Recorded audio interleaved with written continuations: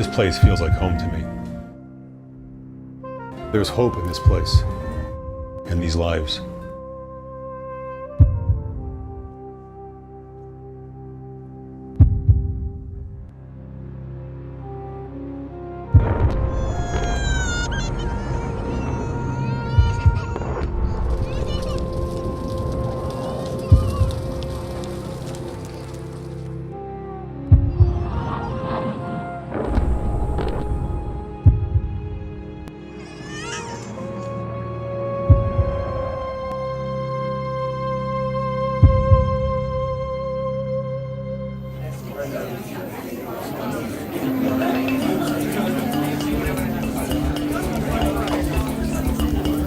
So tonight, I just wanted to say thank you for coming out.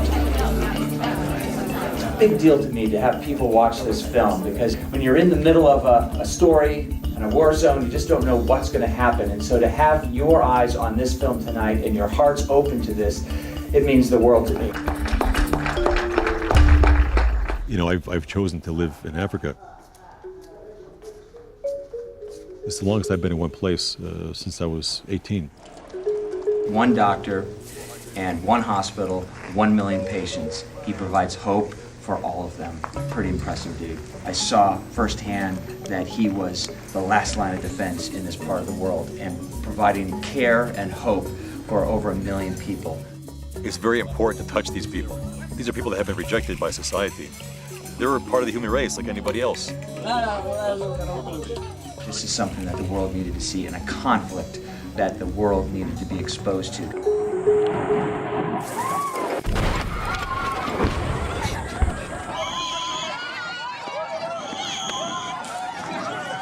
I think this film provides a voice for the voiceless.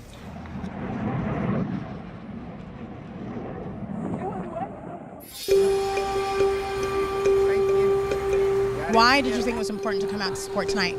Well, definitely because this issue needs to be solved. This, sheds a light on it, and hopefully this film will get seen all over the world and things will get changed. It's a great documentary to watch, but yet had to see this happening at this time in space. It was heartbreaking. Very moving. It was very sad. I was floored by the story. It was just right there. It was in your face what they were experiencing. Thank you for opening our eyes to something I had no idea that was going on. I've never seen anything like this before, and I really applaud the filmmaker. It's the 4th time I've seen the film.